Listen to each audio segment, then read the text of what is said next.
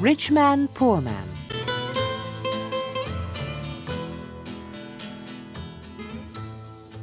Chapter 1. A Letter for Adam. One day, a postman came to my village. The postman brought me a letter from my son, Saul. "Is your name Adam?" the postman asked. "Yes," I said. "I've got a letter for you." The postman read the envelope. "Adam of the village of Minta."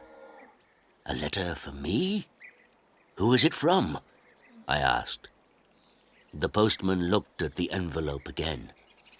"From Saul," he said. He gave me the letter and walked away. "Martha! Martha!" I called to my wife. "Come here! We have a letter from our son Saul." Martha came out and looked at the letter. She was excited, but she was also worried. "A letter from Saul?" she said. "Is he alive and well?" "I'm going to find the school teacher. He can read the letter." There was no school 50 years ago, so I cannot read or write. I live in a small village. The only work is farming. My only son, Saul, left the village 2 years ago, and my 3 daughters are married. Saul is making a lot of money in a foreign country. Martha and the school teacher came back. A lot of other people came. Everyone wanted to hear my letter. The school teacher opened the envelope and read the letter.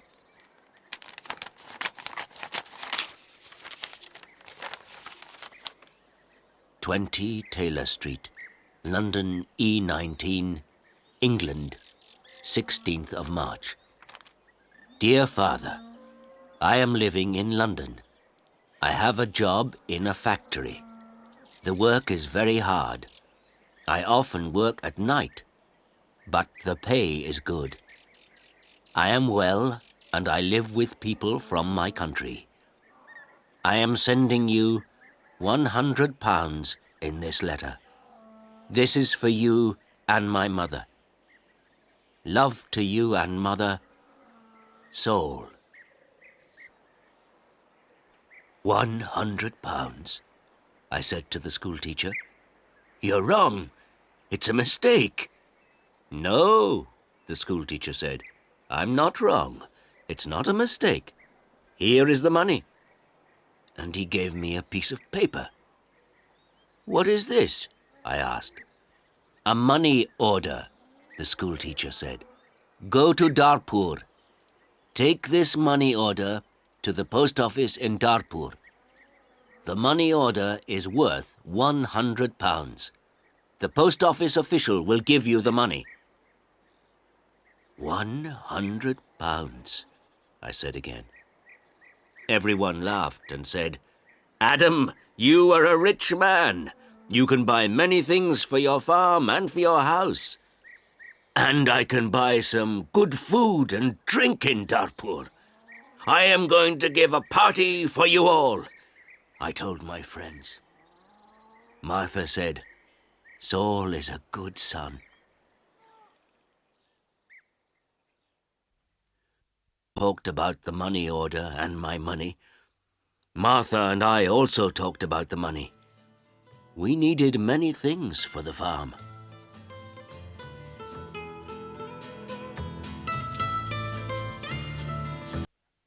Adam goes to Darpur. The next morning, I got up very early. It was dark and everyone was asleep, but I was going to Darpur. I washed and dressed carefully. I put on my best clothes and I carried my best stick. I put the money order carefully in my pocket and I said goodbye to Martha. I walked 10 miles to the main road. I sat down at the main road and ate my breakfast. I waited for the bus. I waited for 2 hours. Then the bus came and I got on.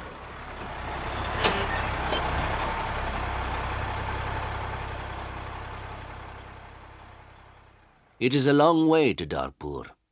The bus takes 3 hours. I arrived in Darpur and walked to the post office immediately. I do not often go to Darpur. I only know the market and one shop. This is the shop of Rick. I buy things for my farm from Rick. There were a lot of people in the post office. I asked about money orders.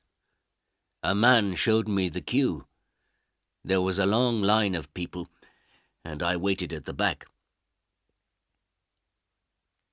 Finally, it was my turn. I was at the front of the queue. But the official did not serve me. "Excuse me," I said. "It's my turn. I'm next." "You are next. Old man, I'm very busy," the official said. "Look at my papers. Look at all these people. I am very busy, and you must wait." So I waited. Finally, the official looked at me. "What do you want?" he asked. I gave him my money order. "This is my money order for £100, I replied. The official held out his hand. "Identity card?" he said. "Excuse me? I don't understand," I replied.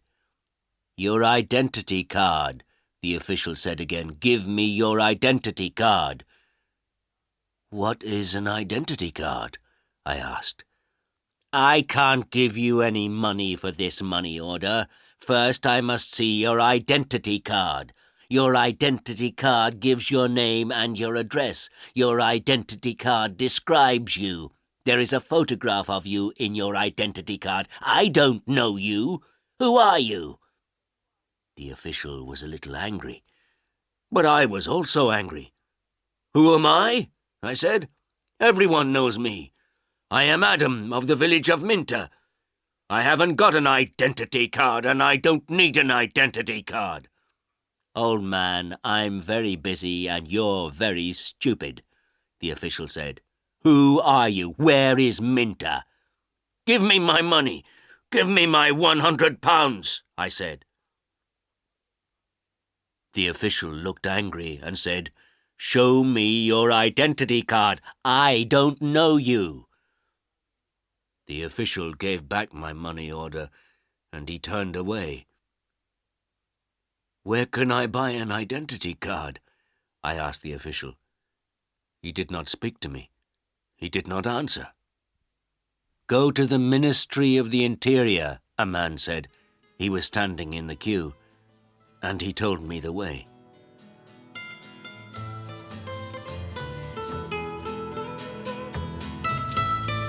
Chapter 3.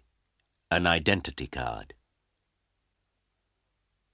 I walked to the Ministry of the Interior. I waited in another queue. I spoke to another official. I asked for an identity card. "Fill in this application form," the official said, "and bring the form and 3 photographs of yourself and £2. Come back tomorrow." "Tomorrow?" I said. "Can I have an identity card today, please? I live in Minta. I live 5 hours' journey from Darpur. I'm an old man." "Yes, come back tomorrow." And the official turned away. I walked away from the Ministry of the Interior. I walked to the market. At the market, I looked at everyone. I was looking for a man from my village, but I could not find a villager. So then I walked to the shop of Rick. I spoke to Rick. "I want an identity card," I told him, "but I need 3 photographs of myself." "I see you need some photographs." And he showed me the way to a photographer. I found the house. The photographer was asleep, but he came to me quickly. The man's clothes were dirty and he looked tired. "I need an identity card," I said. I want 3 photographs of myself." "Yes, you want 3 photographs of yourself," the photographer replied, "and I take very good photographs. Come and see my camera." We walked into his room. In the middle of the room was a large camera. "This is the best camera in Darpur. This camera is very, very good," the photographer said proudly. "I've never seen a camera," I said. "I don't know about cameras. Hurry up and take a photograph of me." "Please do not hurry me, old man," the photographer said. "I am an artist." And he gave me a mirror and a comb. "I don't want a mirror. I don't want a comb. Please take my photograph. I'm going to Minter this afternoon, and I'm in a hurry," I said. "Yes," he said, "but first the price. This is the best camera in Darpur, and I'm the best photographer. 3 photographs will cost you £2.50. £2.50? And I laughed. £2.50, and pay me now, please," the photographer answered. I did not know the price of photographs. What could I do? Then the photographer said, "You're an old man. For you, the price is £2. So I gave him the money, and he took the photographs. "Come back tomorrow morning," he said. "I want my 3 photographs now, immediately," I said. "Don't be stupid," the photographer said. "Photographs take 24 hours. Come back tomorrow." What could I do? So I said, "Yes, tomorrow morning." "Good," said the photographer. "Now go. I have a lot of work. I'm very busy." I went back to the bus station. I sat on the bus for 3 hours. I walked 10 miles back to my village. It was night time, and I was very tired. Martha and my friends were waiting for me. "Where is the money?" Martha asked. "I have no money. I cannot change the money order. First I must have an identity card." And I told Martha everything. "Tomorrow I am going to Darpur again," I said. Then I did not talk again. I was very tired, and it was late at night. I lay on my bed, and I slept.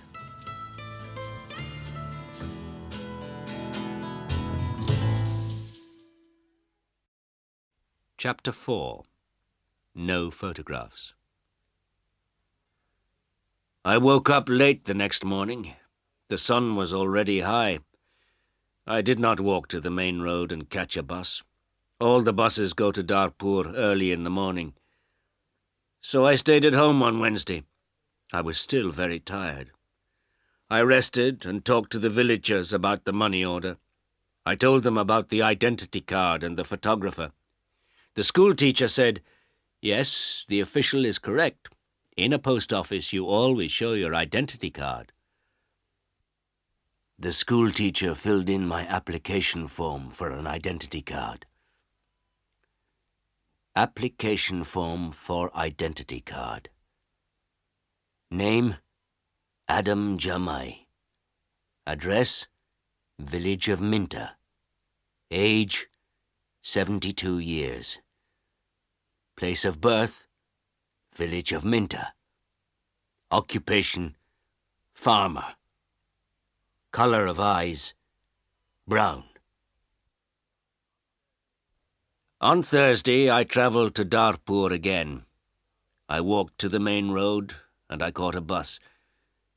In Darpur, I walked to the house of the photographer.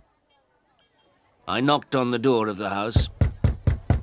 No one came to the door. I knocked again loudly with my stick. A woman opened the door. "Who are you? What do you want?" she asked. "Can I have my photographs, please?" I said. "Your photographs? I have no photographs," the woman replied. "I came here on Tuesday. Where is the photographer?" I asked. "He's out. He's not here."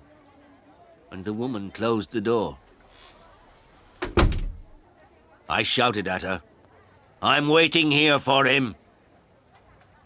After a long time, the photographer came back. He looked tired, and he smelt of beer. "Give me my photographs," I said. "I have waited a long time for you." The photographer looked at me and said, "I don't know you, old man. What photographs are you talking about?" "My 3 photographs for my identity card. I paid you £2 for them on Tuesday. Give me my photographs immediately or my money." "Your photographs? Your money? What are you talking about?" the photographer said. "Show me the paper. Show me the receipt for your money." "My receipt?" I asked. "Yes, where is your receipt?" the photographer asked. "You didn't give me a receipt," I shouted. "Give me my photographs or my money immediately." And I hit the photographer hard with my stick. I am old, but I am still strong. The photographer fell on the ground. He shouted, "Help! Help! This old man is killing me!" And I hit him hard again. Lots of people ran out of their houses. I hit the photographer again, and 2 men held me. I could not get away from the 2 men. The photographer was very angry, and I was very angry. Lots of people were shouting. Then a policeman came. The photographer shouted to the policeman, "This old man hit me 3 times with his stick. He's a thief and a murderer. He wants my money." The policeman held my arm and said, "Come with me to the police station." I did not say anything. We walked to the police station. At the police station, the policeman asked me, "Did you hit that man 3 times?" "Yes," I said. "He didn't give me my photographs." "Show me your identity card," said the policeman. "I am Adam of Minter Village," I replied, "and I haven't got an identity card." "Old man," said the policeman, "go back to your village. Don't come here and fight. Keep out of Darpur." And he pushed me into the street. I went back to my village. I was tired and angry. Chapter 5. Adam changes his money order. Next day I told my story to all the villagers. The villagers were angry. Martha was very unhappy. She said, "Saul is working very hard. He is sending money and we can't have the money. What are we going to do?" I did not know. Then in the evening the school teacher came to my house again. "Adam, perhaps I can help you," the school teacher said. "Here is a letter to Mr. Sheth." "Mr. Sheth?" I said. "Who is he?" "He's an important man in Darpur, and he's a friend of my wife's cousin," replied the school teacher. "This letter is to Mr. Sheth. The letter is about your money order. Perhaps he can help you." I took the letter and thanked the school teacher. So I travelled to Darpur again on Saturday for the 3rd time. After a long time I found Mr. Sheth's house. The door was opened by a tall man. "Can I see Mr. Sheth?" I asked. "And who are you?" the tall man asked. "I have a letter for Mr. Sheth," I replied. "I see. Can I have the letter, please?" And the tall man held out his hand. "The letter is here," I said, and I took the letter out of my pocket. "But I must see Mr. Sheth." "Many people want to see Mr. Sheth," the tall man told me. "He is a very busy man and a very important man. Mr. Sheth is not here at the moment, but give me your letter and Mr. Sheth will read it later." I gave the tall man the letter. Then I waited.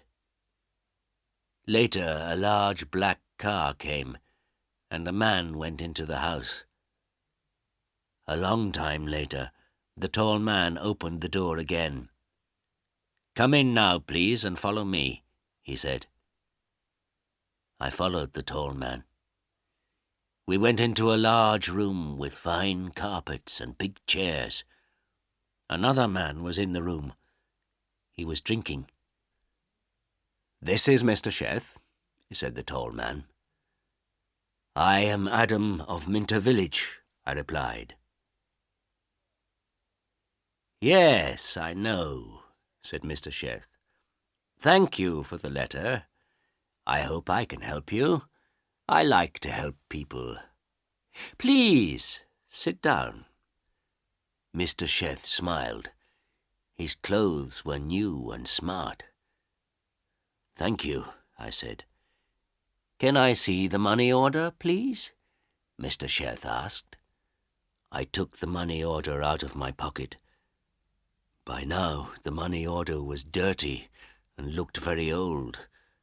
I gave it to Mr. Sheth. "This money order is for £100, I said. "My son sent it from a foreign country." Mr. Sheth unfolded the money order and looked at it. "You can't change this money order," he said. "This money order is not worth £100. This money order is worth nothing." "Worth nothing? Worthless?" I asked.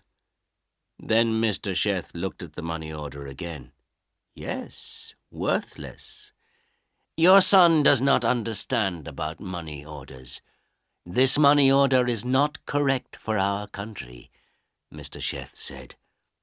Then he looked at the money order again and said, "And this money order is also old. It is out of date." I said nothing.